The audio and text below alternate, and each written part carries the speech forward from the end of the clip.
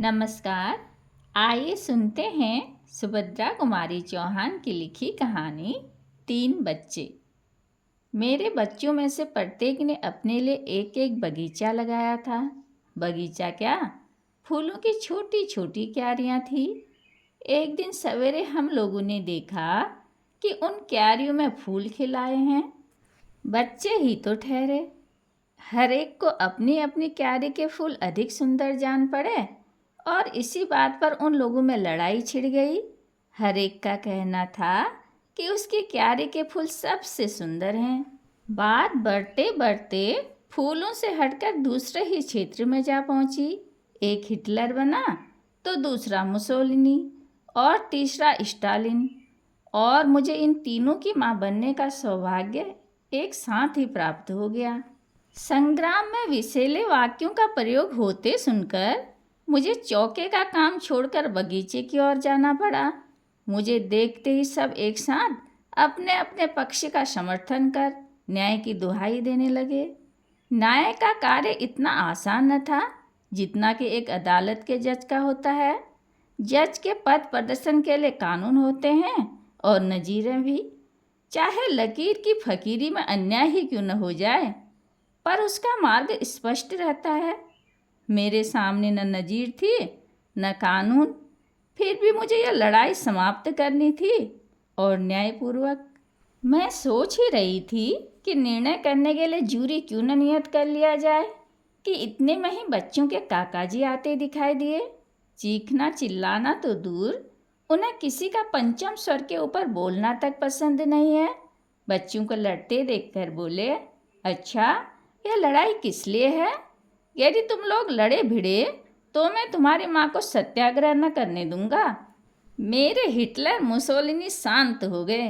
माँ के बिना जिन्हें स्कूल जाने तक में कष्ट होता है, माँ के बिना जिनका काम नहीं हो सकता, वही मेरे बच्चे चाहते थे कि मैं सत्याग्रह करूं और जेल जाऊं।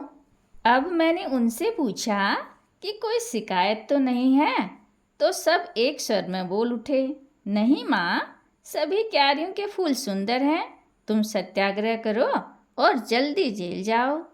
हम सब भीतर जाने को ही थे कि बाहर से गाने की आवाज़ आई। गाना कोरस में था और स्वर था बच्चों का सा। भगवान दया करना इतनी, मोरी नैया को पार लगा देना। और अब तो हम सब दरवाजे की ओर दौड़ पड़े। उसी समय दूसरा पद सुनाई पड़ा, मैं तो डूबत हूँ मझधार पड़ी, मोरी बैया पकड़ के उठा लेना। बाहर आकर देखा, तीन बच्चे थे, दो लड़कियाँ और एक लड़का। बड़ी लड़की होगी 10 बरस की, छोटी 8 और 7 के बीच में थी, और लड़का वह बड़ी की ही गोद में था, कोई 3 साल का। हम लोगों को देखते ही उन लोगों ने गाना बंद कर दिया। लड़के को गोद से उतार कर बड़ी ने जमीन से माथा टेककर हमें प्रणाम किया। उसकी देखा देखी छोटी लड़की और लड़के ने भी जमीन से माथा टेका और तीनों ने अपने चित्रों में छिपे हुए पेट को दिखाकर यह बताया कि वे भूखे हैं। बड़ी के हाथ में एक झोली थी और छोटी के हाथ में टिन का डिब्बा। उन्होंने एक बार झोली की ओर देखा जो बिल्कुल खाली जान पड़ती थी, फिर हमारी ओर याचना की दृष्टि से देखने लगे। मैंने उनसे कहा, तुम गाती तो बहुत अच्छा हो, और भी कोई गाना जानती हो? बड़ी के बोलने से पहले ही छोटी बोल उठी, हमें भजन भी आते हैं बड़ी मालकिन। और आदेश पाए बिना ही वे दोनों गाने लगी। कमर कस रेल विलोची, तेरे संग चलूंगी, तेरे संग चलूंगी रे, तेरे संग चलूंगी। कमर कस रेल विलोची, मेरे साथ चलेगी तो मेरी अम्मा लड़ेगी। हम लोगों की हंसी अब दबाए न दबी। अम्मा के लड़ने की बात सुनते ही वह फूट पड़ी।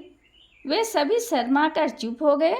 उनकी दृष्टि से ऐसा जान पड़ता था कि वे किसी अज्ञात भूल से दुखी हो गए हैं। मैंने हंसी रोककर आश्वासन के रूप में कहा, बहुत अच्छा गाया।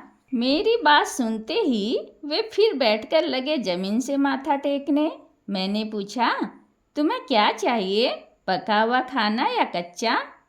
बड़ी ने फिर जमीन से माथा टेककर कहा, कुछ भी खाने को चाहिए, बड़ी मालकिन कल से कुछ नहीं खाया है।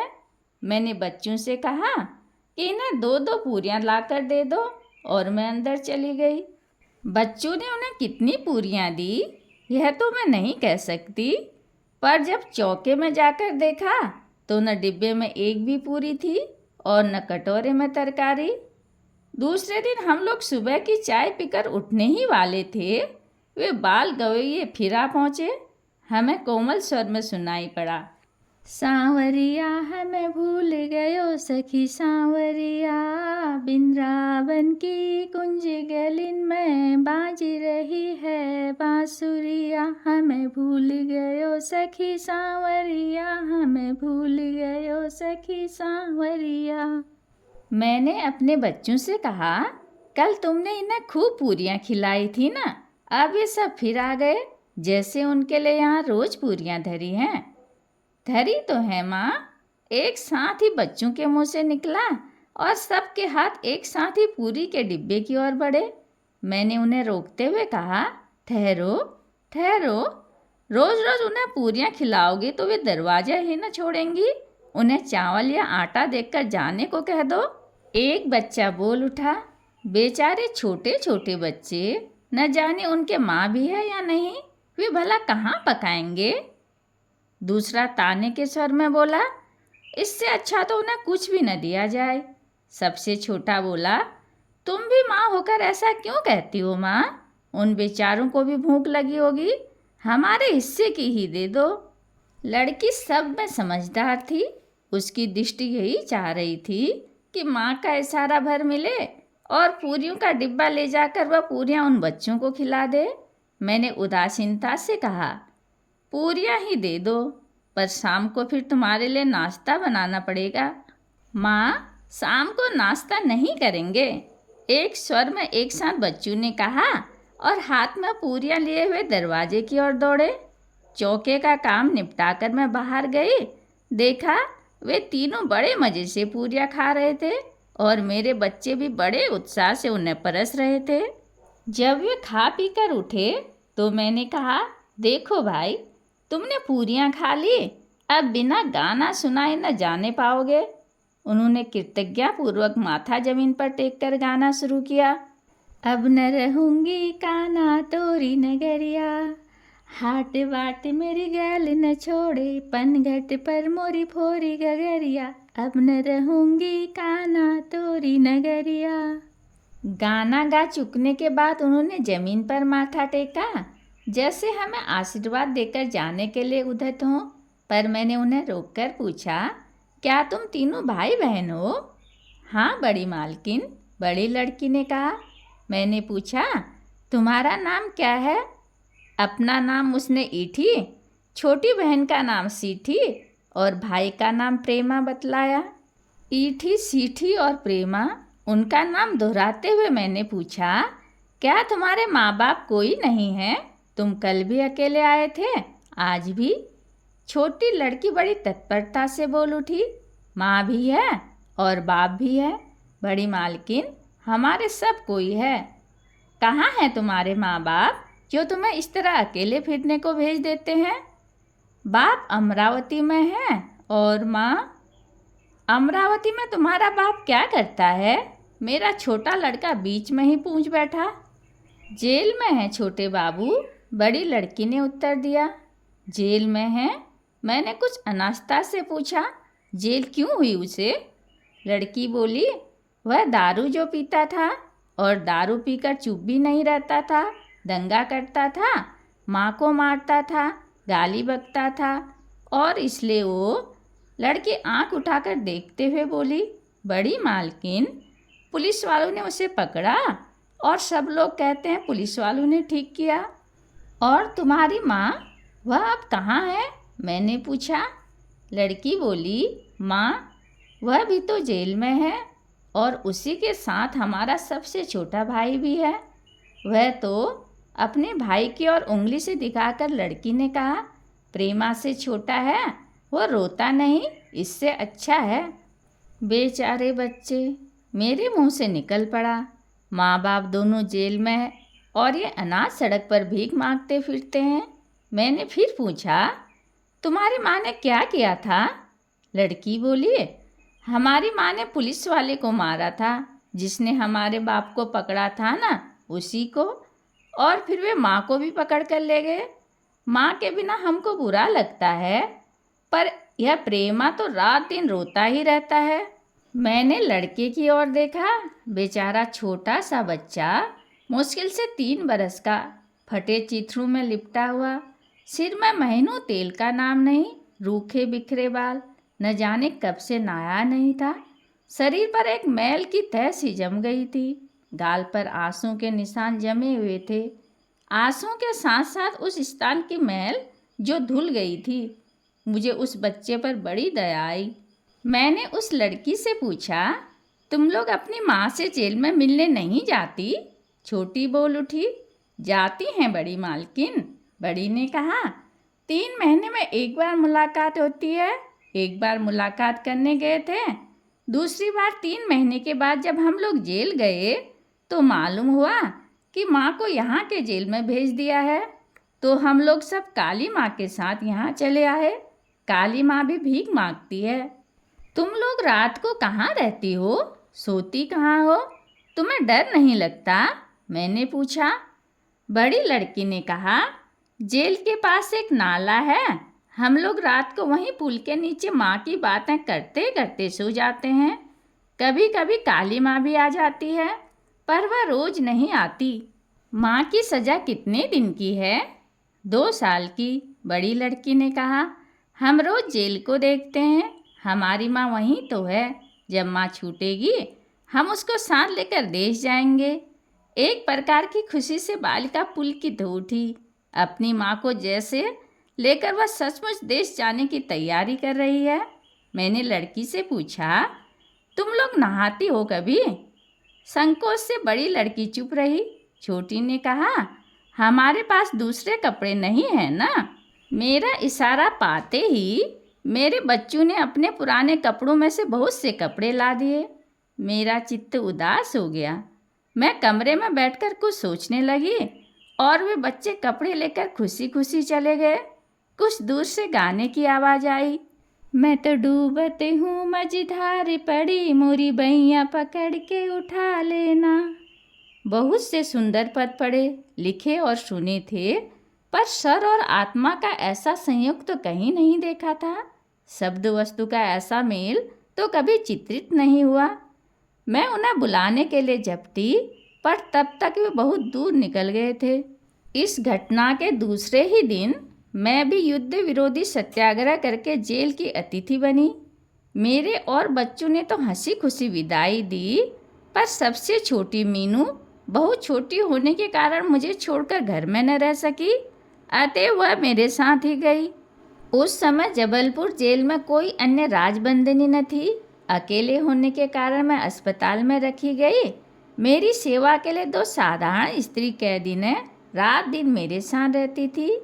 दिन में वो सब लोग एक साथ रहते थे। कैद खाने की दुनिया भी एक विचित्र वस्तु है। यह कौन है? चोर? यह चरस बेचती थी और इसने अपने नवजात शिशु की हत्या करने की चेष्टा की थी। पर माँ होकर वह हत्या कर सकती थी, इसका मुझे विश्वास न हुआ। और यह लड़की, यह तो अभी बहुत कम उम्र है। इसने क्या किया था? इसने अपने पति और सास को जहर दिया था। मैं कांप उठी। विधाता, क्या यह सचमुच स्त्रियां हैं? तुम्हारी ही आज्ञा से इनका सृजन हुआ होगा।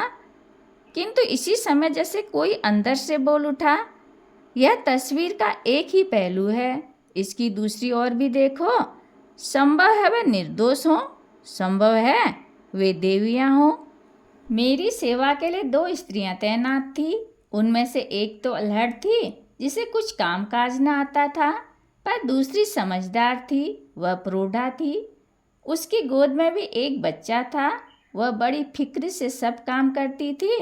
वह अधिकतर चुप रहती थी, जैसे सदा मन ही मन कुछ सोचा करती हो। मीनू को तो उसने इस प्रकार हिला लिया था जैसे वह उसी की बच्ची हो। उसका खुद का बच्चा पाँव पाँव चलता और मीनू चलती उसकी गोदी में। वह पानी भरती तो मीनू उसके साथ होती दाल दलती तो मीनू उसके साथ, और बर्तन मलती तो भी मीनू उसके साथ।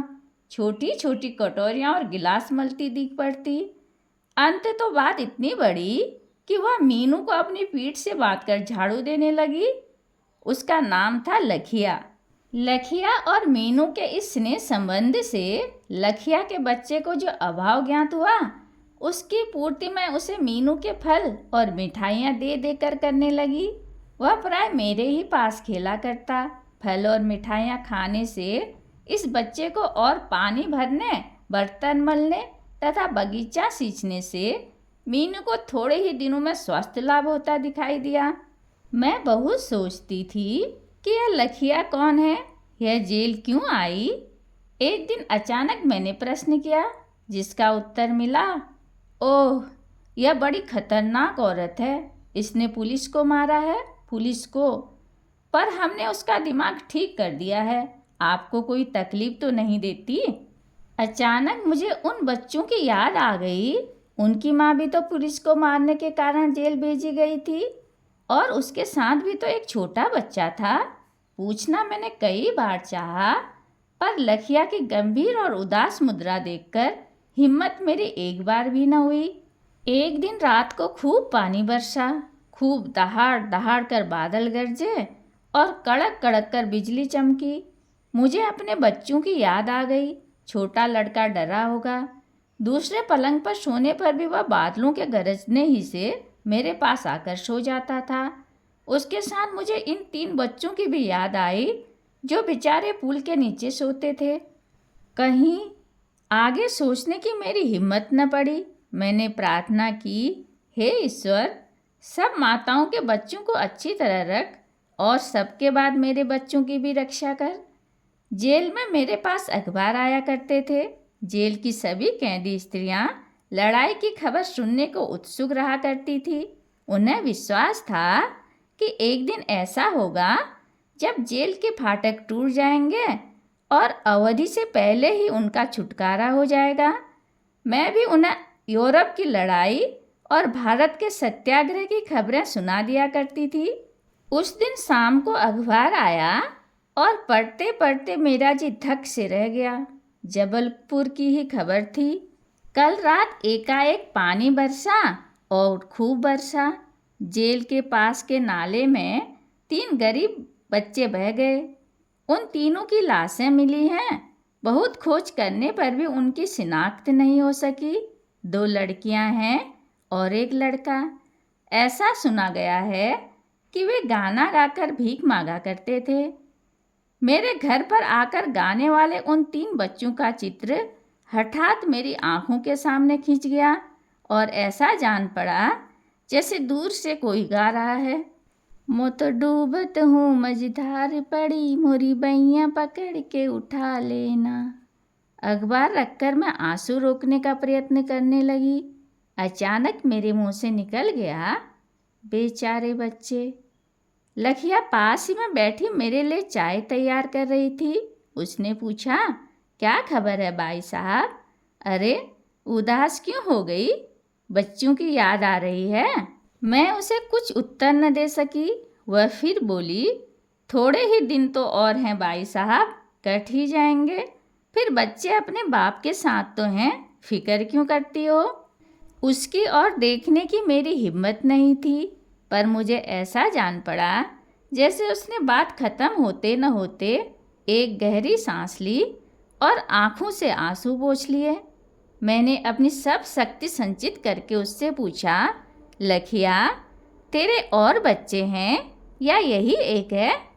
आंखों में आंसू और होंठों पर क्षीण मुस्कुराहट के साथ वह बोली, एक ही क्यों भाई साहब? मेरी बच्ची की ओर इशारा करके, वह बिटिया भी तो है। मैंने कहा, ये तो जेल के भीतर है, जेल के बाहर कितने हैं? लखिया ने एक गहरी सांस लेकर बोला, जेल के बाहर भाई साहब, वो तो भगवान के हैं, अपने कैसे कहूँ? और उसके बाद वह अखबार की खबर पूछते ही रह गई, पर मैं उसे कुछ भी न बतला सकी। कहानी सुनने के लिए धन्यवाद।